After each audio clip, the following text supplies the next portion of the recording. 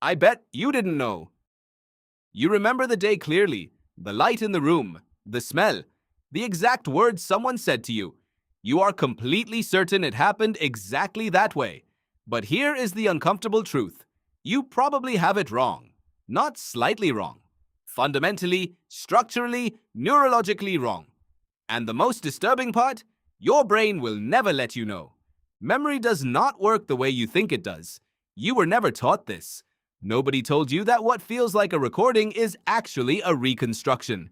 Every single time you remember something, your brain is not pressing play on a saved file. It is rebuilding the memory from scratch, filling in the gaps with whatever makes sense, whatever fits your current beliefs, whatever your brain decides the story should be, and then it saves that new version over the old one. The next time you remember it, you are remembering the reconstruction, not the event. Psychologist Frederick Bartlett first demonstrated this nearly a century ago.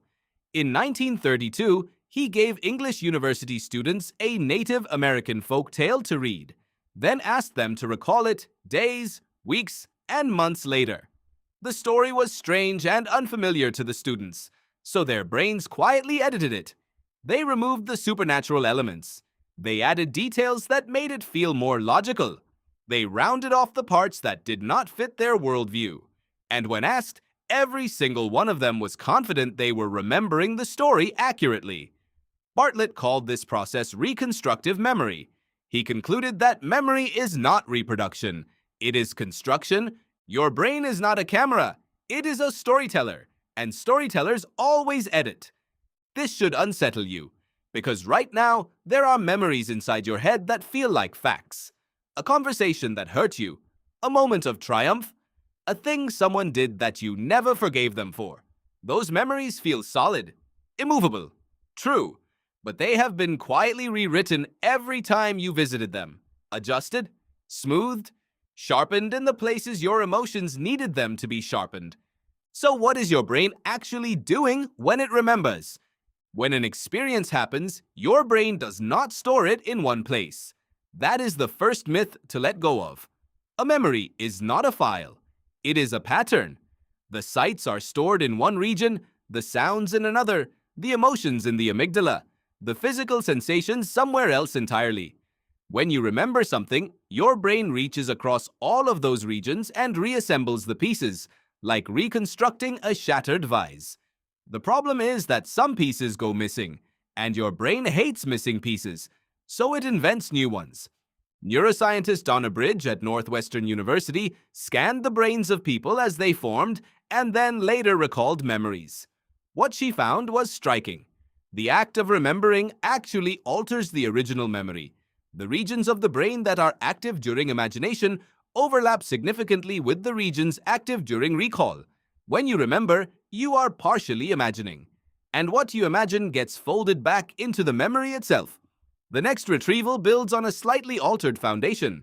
You have been editing your own memories for your entire life without knowing it. This process even has a name. Scientists call it reconsolidation. Every time a memory is retrieved, it enters an unstable state.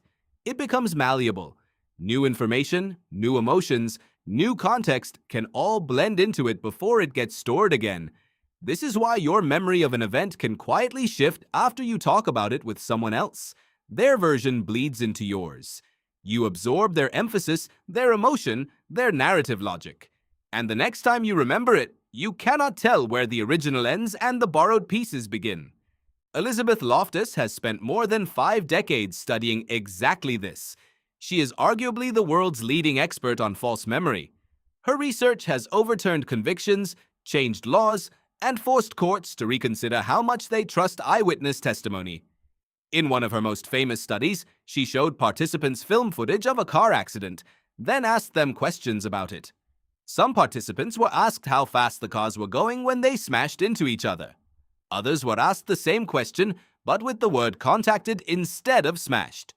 The participants who heard smashed recalled the cars going significantly faster, and many of them also reported seeing broken glass in the video. There was no broken glass.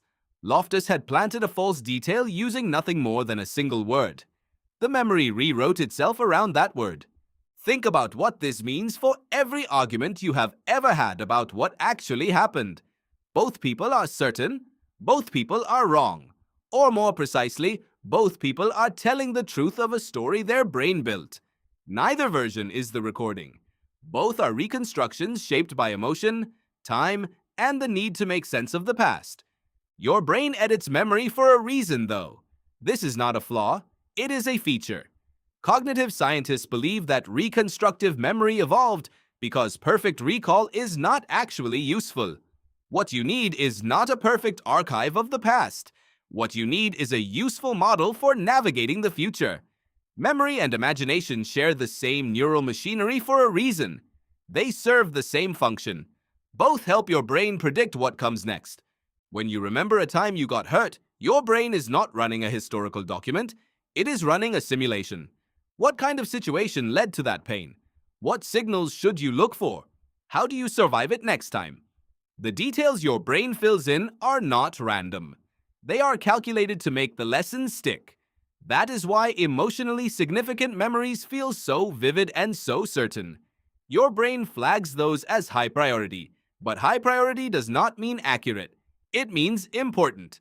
And sometimes, in making the lesson feel important, your brain makes the details feel more extreme, more clear, more dramatic than they actually were. This also explains why trauma distorts memory in specific ways.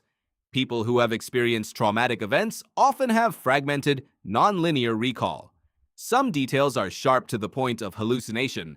Others vanish entirely.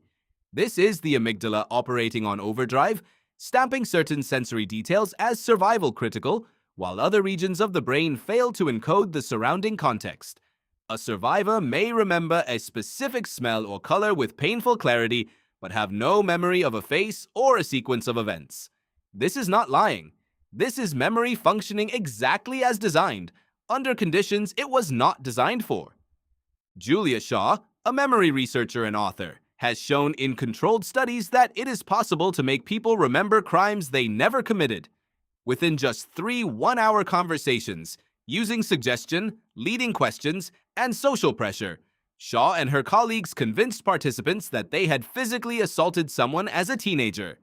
Participants constructed rich, detailed, emotionally charged memories of events that never occurred.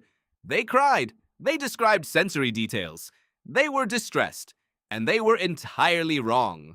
Shaw's research demonstrated that false memories are not just possible. They are easy to plant. They feel identical to real ones from the inside. You cannot tell the difference between a real memory and a well-constructed false one. Nobody can.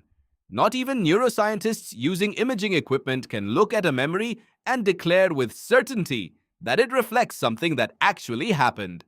The subjective experience of remembering feels the same regardless of whether the content is accurate. So where does this leave you? It leaves you with a more honest relationship with your own past.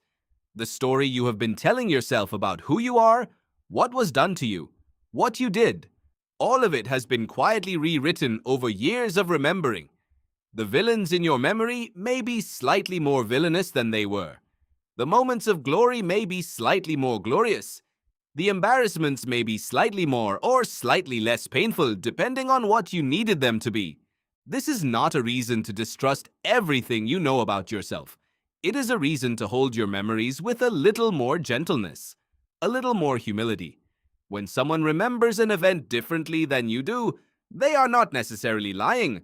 They may simply be telling you a different reconstruction, one built from different emotional vantage points, different details that stuck, a different story that needed to be true. Your memory is not broken. It is doing exactly what it evolved to do. It is keeping you moving forward. It is using the past as raw material to build a map for the future. It is editing out what does not serve you and amplifying what it thinks you need. It is writing the story of you. But tonight, when you revisit something certain, something solid, something you would swear on, pause for just one moment. Because the person who lived that moment and the person who remembers it are not quite the same. And the version you carry has been in your brain's hands, quietly rewritten ever since. You remember it clearly. That is exactly the part that should give you pause. If you learned something new, Be sure to like and follow for more facts and stories.